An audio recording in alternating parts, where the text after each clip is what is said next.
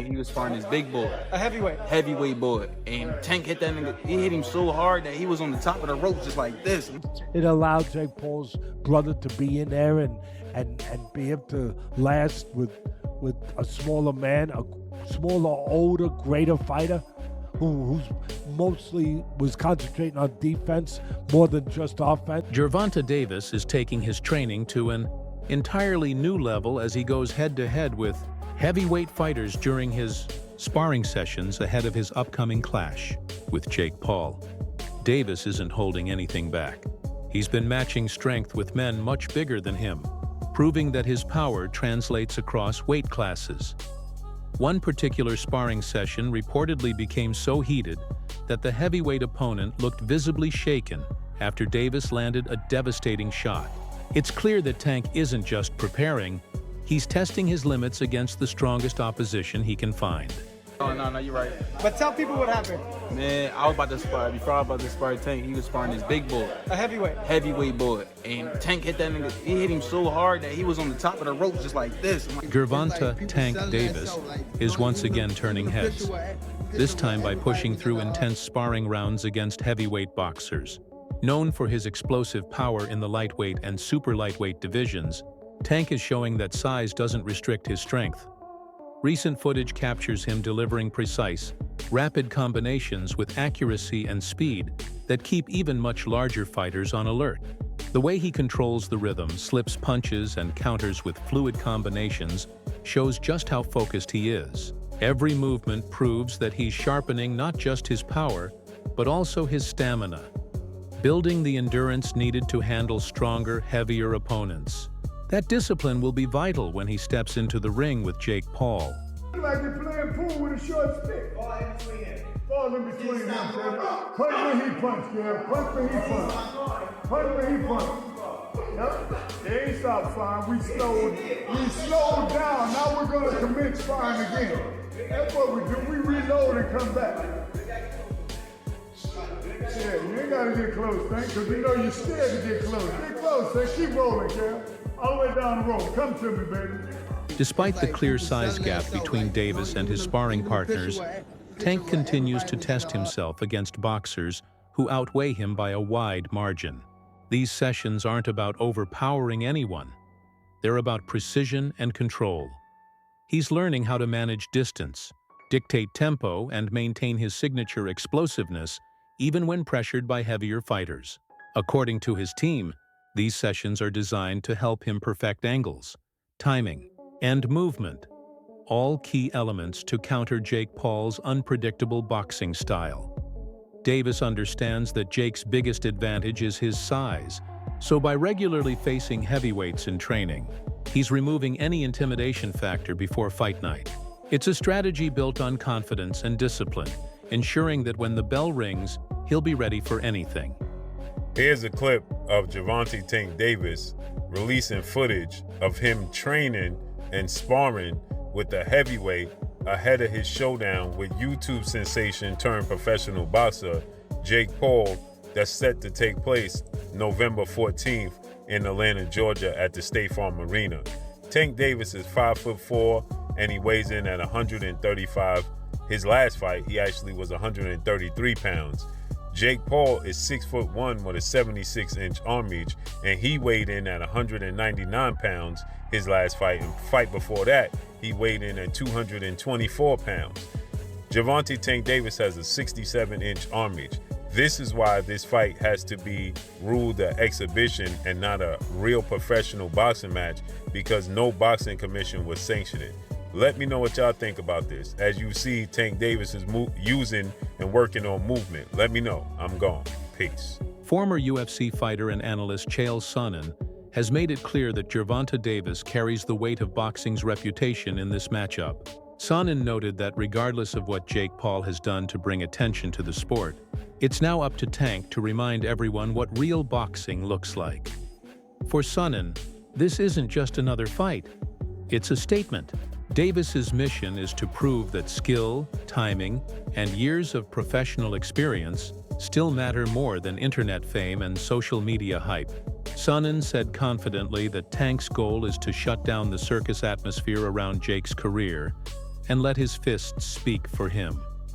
A knockout win, Sonnen emphasized, wouldn't just be a victory. It would be a message to the entire world about what true, elite boxing is all about. Which is to let anybody know that's listening that it doesn't make any difference, that boxing is a real sport. My skills versus your skills, of which I am an abundance of and of which you have none of. My life's commitment and dedication versus a second or third or fourth thought in the world of priority on your list. And I used to believe those things. Now, I go back far enough in MMA that I've had my eyes open a number of times. The fact that karate was so incredibly useless, or the fact that Jeet Kune Do was so incredibly useless, like these were not things that I would have bet on when I was in high school. As a wrestler at that time, I would not have assumed that I would fare well in a fight against somebody that knew Kung Fu. We had all been falsely led through Hollywood. Not through competition, not through sport, not through understanding of the game, but just through Hollywood. We were told that those guys were the most dangerous guys. So, we then eventually get up to Conor McGregor versus Floyd Mayweather, which had a weight discrepancy, but it was very small. I mean, I watched him weigh in, I want to say it was like 8 pounds. As fight week draws closer, reports and footage confirm that Gervonta Davis continues to spar with heavyweight fighters in his training camp. These aren't light workouts. They're full-intensity battles meant to push Tank far beyond his comfort zone. His trainers explain that the idea is simple. If he can handle tougher resistance in camp, the real fight will feel easier. Sparring bigger men forces him to sharpen his defensive reflexes, move his head more efficiently, and generate power with maximum precision. Each round boosts his confidence, proving that even against stronger opponents, Davis's timing and accuracy give him the edge. It's an unusual approach, but a highly effective one, and it shows how seriously he's taking Jake Paul as a legitimate threat.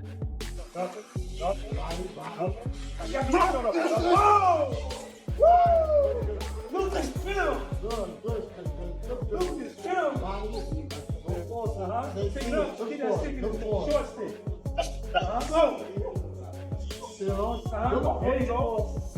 There you go. Relax. See everything coming. Everything's coming.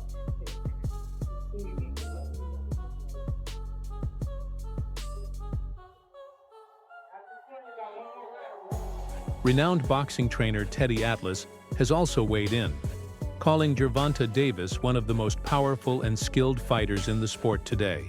Atlas explained that while some fans believe Jake Paul's size will make a difference, it won't matter once the bell rings. He believes Davis's experience against top-tier opponents gives him an advantage Jake simply doesn't have. Tank has fought every style imaginable: counterpunchers, pressure fighters, tall opponents, and defensive specialists. Atlas pointed out that Jake's resume lacks those kinds of elite challenges. He said that people who ask, "What if Jake lands one big punch?" are missing the point, because Davis's ability to adapt under pressure is what separates real fighters from entertainers who box for show. I have one guy who, yeah, he's smaller, but he's a top fighter, he can punch, and he's fighting a guy who's not a top pro fighter, who's bigger. What if he hits him on the chin? What if he hits him on the chin? It'll wind up selling. And that's what'll wind up selling it. The what if. What if Tank makes him do a cha-cha? He hits him on the chin, and Jake Paul, we're gonna find out if he can dance. Whoa, whoa, whoa, whoa. You know, do the cha-cha. That's what's gonna sell it. And you can't argue that what if. You can't. I know I get to places that other people won't go and everything else. They just dismiss stuff because it's easier to do that. It's safer to do that. You don't have to bows and arrows coming at you from people that argue with you because you did that. But I don't care. I've had bows and arrows my whole life. I don't care. But that's true. That what if this guy who is a real good puncher, who is one of the best fighters in the world right now, what if he hits him? What if he makes a miss and he counters him? Or he jumps up in the air? Bang! And he hits him. Sid Terrace was a great fighter.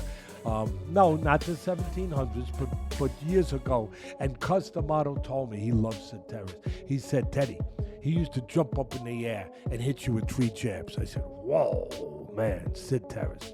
All right, anyway, look, I can't finish without saying that it did invoke some memories and thoughts that we've been here before in a different way, where Jake Paul's brother fought Mayweather. That's not forget. And I'm not saying I like that either. I mean, first of all, Mayweather was past his prime. He was already retired. He was older, everything, but he's still the great Mayweather. And Mayweather was fighting a guy, what was it, 50-pound difference, 60-pound difference, whatever it was. And that size made a difference. It allowed Jake Paul's brother to be in there and be able to last with a smaller man, a smaller, older, greater fighter who's mostly was concentrating on defense more than just offense. Sports analyst Max Kellerman shared a more personal perspective on what's driving Davis in this fight. According to him, Gervonta accepted the Jake Paul bout partly for financial security and to spend more time with his family. After years of non-stop training camps and title defenses, Tank reportedly wanted a fight that combines excitement with financial reward, something that allows him to slow down and enjoy the fruits of his career. Kellerman mentioned that Davis has been thinking about easing his schedule to focus on his family and mental balance. In Kellerman's view, this fight isn't just about money or fame. It's a transition, a chance for Davis to enjoy a major spectacle while reminding everyone that he's still one of the most dangerous fighters in boxing whenever the gloves come on. A guy like Gervonta, who I personally think has been checked out for way longer than this last fight. I think he was checked out prior to the Roach fight. I thought this was all going to be in the works, where he was supposed to beat the 16-1 Roach and then go on to fight Jake Paul and then call it a career, because I think the people around him understood there wasn't much left in the tank for him in terms of his want or his desire to be here. He did an interview with Dan Canobio about 18 months ago where he was like, yeah, man, I just kind of want to raise my family. I don't know how much left of boxing for me. I don't want to see a therapist. I want to, I need to, but like, I don't want to take away from my fighting. But I think it's time for me to do stuff like that. So I think the writing's been on the wall for Tank for a while. So that draw was kind of just like, I was on the way out anyway. I don't need to go back in there. And I said it at the end of that fight. I'm like, there's no way we see that rematch. He was so uncomfortable in that ring with Roach. He doesn't want to feel that again. He showed that night. So I'm not surprised that fight's not happening. I'm not even surprised he's fighting Jake Paul now. It's a cash out. During the press tour, analysts Chris Mannix and Sergio Mora highlighted the contrasting personalities of the two fighters. Jake Paul, as always, played the role of promoter, loud, confident, and full of energy to build hype. Davis, on the other hand, stayed calm, collected, and completely uninterested in verbal battles. Mannix noted that while Jake knows how to sell a fight, Davis knows how to win one. Mora added that Tank's quiet demeanor isn't a weakness, it's a sign of focus. Both analysts agreed that when the cameras turn off and the talking stops, Davis's skill, timing, and raw power will make all the noise that really matters. Even though Jake Paul tried to egg him on and try to goad Gervonta Davis on, he's dealing with somebody that is not a quick-witted, thinker. He's not a quick-witted speaker. Tank Davis is explosive in the ring. He's fast and powerful in the ring. He's charismatic inside the ring when he's punching. But when you put a microphone in front of him, he's not articulate. He doesn't know how to quickly respond to people. He stutters a lot. He does more stuttering than talking. So Gervonta Davis in front of a microphone is not going to sell. So Tank Davis shouldn't be put in a podium like that. He should have speakers for him. He should have someone talking for him. He should have a mouthpiece. Tank Davis is not going to sell this fight. And Jake Paul knows it. That's the reason he kept throwing jabs at him. He tried to get Tank out of his shell. Tank's not quick verbally enough. He's not quick-witted. He's not quick with the tongue. So in order for him to sell this fight, he's going to have an adversary that can spit something back. Like, for instance, Chavez Jr., he didn't have that quick-witted response, but he had the backing. He had the loyal following. And Chavez Jr., like many Mexicans, don't need to speak because they do all their fighting in the ring, and people know that. Tank Davis, I don't know, man. He didn't look good in his last fight. He's not fighting the killers in his division. People are getting off that Tank train, and we know that he's had his issues outside the ring. The love's not there anymore. Tank Davis is losing a lot of passion, a lot of followers, and people aren't buying this circus that Jake Paul's trying to sell. And I'm glad that people are getting off this train. The commission in Georgia got off this damn train. That's why they had to move this fight to Florida, where anything can happen. Former world champion Tim Bradley revealed that Davis didn't have many options before accepting the Jake Paul fight. According to Bradley, Tank initially targeted a rematch with Lamont Roach, but negotiations fell apart. With limited big fights available and pressure from promoters mounting, the Jake Paul deal became the most practical and profitable choice. Bradley said that while some people see it as a risky business move, it also gives Tank huge exposure and a major payday. He emphasized that fans often overlook how complex these decisions are. Management, timing, and broadcast politics all play a role. Bradley believes that regardless of the circumstances, Davis will make the most of the opportunity and remind everyone why he's an elite boxer. You know, I do. I'm not making no excuses for Tank at all, but this is just my perspective, man. Tank had no other choice but to do this fight, man. He had no other choice.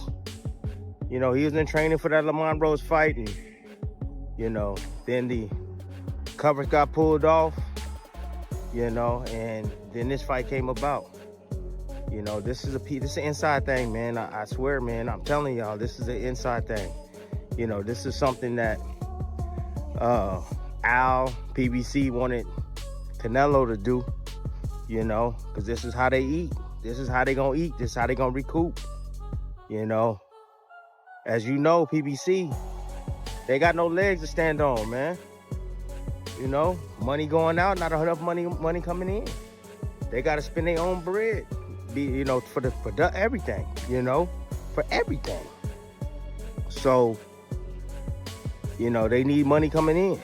And their guy, Canelo, left. He with Turkey now. They wanted Canelo to do this fight. And now Tank is obligated to do this fight, man. Again, to save PBC. I promise y'all, man. I'm telling you. You know, Tank was already signed up to fight Roach rematch. He was already signed up, you know. You could just tell, man. I can tell, you know. Yesterday, listening to the press conference, I saw, like, I don't know what it was. It was something with Jalen Love, and it's like a secret. I don't know what that is. It's a secret, though. After the press conference, some fans began questioning whether Gervonta Davis was truly invested in the Jake Paul fight. Observers noticed his quiet demeanor, distant look, and minimal reactions to Jake's constant taunts. Some fans interpreted his calmness as focus, while others thought it showed a lack of interest. The visible size difference between the two also fueled debates about fairness and competitiveness. Many expected Tank to respond more aggressively, but instead, he appeared relaxed and composed, likely saving his energy for fight night. Those close to Davis insist that his silence is not disinterest. It's mental preparation. He's refusing to waste energy on trash talk that doesn't win fights. Jake Paul legitimately cooked Gervonta Davis in that press conference, and I really don't know how to feel about that. And to be honest with you, I still don't understand how boxing even allowed this to be made. Like, I don't. Like, dog, this is not an overstatement. Like, literally one of the core pillars holding up boxing is like this literal, like, fake superiority complex that they have over literally every other combat sport, despite literally being the least effective main combat sport there is. Brother, kickboxing, Muay Thai, Brazilian Jiu-Jitsu, wrestling, brother, I put judo over I put boxing. In terms of practicality of combat, oh yeah, 100%. Brother, if Jake Paul makes it competitive against Gervonta Davis, I'm looking at this like, brother. Oh, well, weight difference, brother. Gervonta Davis has been training his entire life. I'm sorry, bro. It's bad enough that the fact that if this was under any other combat sport, this would literally be like one of the most one-sided matchups of all time. And it wouldn't be in favor of Davis. No, dog, if you did this under an MMA rule set, oh my gosh, bro, Paul cooks Gervonta. It's not close at all. Like round one finish level. Like, understand this, Gervonta Davis versus Jake Paul is taking place in literally the only combat sport where Davis should win. I'm still shocked that they allowed it to be made. Because, like, there's no upside. If Jake Paul beats Gervonta Davis, now we're kind of looking like, wait a minute. What? Like, brother, don't forget. I still think it's a horrible look that Tyson Fury couldn't finish Francis Ngannou. That is so bad. Oh, Francis Ngannou's a great boxer. Francis Ngannou, no joke, is one of the worst boxers to ever be in the UFC. He just has absurd power. No, look at the technique of Francis Ngannou. It's not that good. It's carried by power. Like, going into it, like, I'm hyped, but it's also, I'm looking at this like, bro, Gervonta has to finish, bro. Critics have long accused Jake Paul of exploiting boxing's traditions. But now, some are turning their attention toward Gervonta Davis. They argue that by agreeing to fight Jake, Tank might be supporting the very influencer boxing trend he once criticized. Some purists believe this matchup leans more toward entertainment than legacy, and they wish Davis had chosen a fight with a ranked contender instead. However, others defend his decision, pointing out that boxing has always mixed sport and spectacle. For Davis, this is about taking control of the story, proving that even in the crossover era, skill, discipline, and authenticity still reign supreme. If he dominates Jake Paul, it won't just restore balance to boxing. It will silence critics and remind everyone that real fighters still define the sport. Paul is not the problem with boxing. Tank Davis is. Jake Paul's doing exactly what he's supposed to do. He's a Disney Channel kid, YouTube star turned boxer. Of course, he's gonna make these stupid spectacle matchups. He doesn't care about his career, his legacy, or the sport. Meanwhile, we have Tank Davis, the heir apparent to Floyd Mayweather and Adrian Broner, who has real talent. And if he was actually consistent in the ring and was willing to get in with some of the best fighters in the world, he could be top 3 pound for pound best fighters in the sport. But instead, Tank just wants to hold up his division for 5 years and make a mockery of the sport, especially with this fight. That's it for today's video. Stay tuned until next time. That's it for today's video. Stay tuned for more updates and coverage leading up to the big fight. Until next time.